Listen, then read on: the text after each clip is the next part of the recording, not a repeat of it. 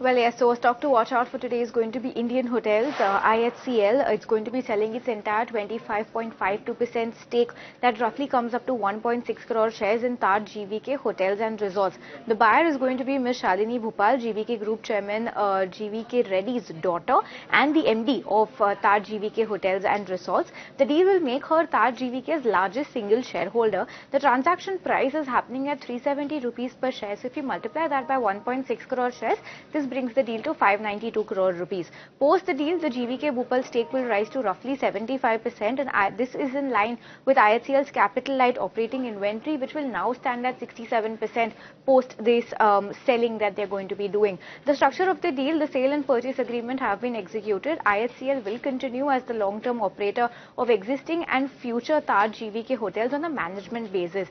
They will be managing these hotels. They will not have any equity stake in any of these hotels.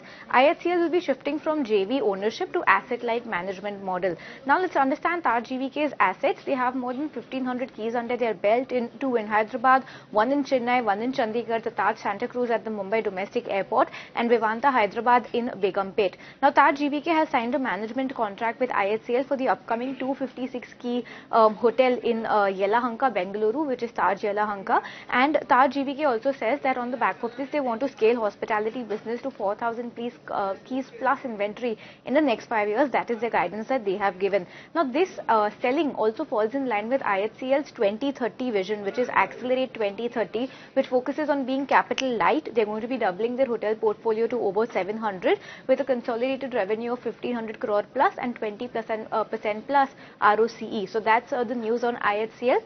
They're going to be selling their entire 25.5% stake in Taj GVK to the GVK group as well.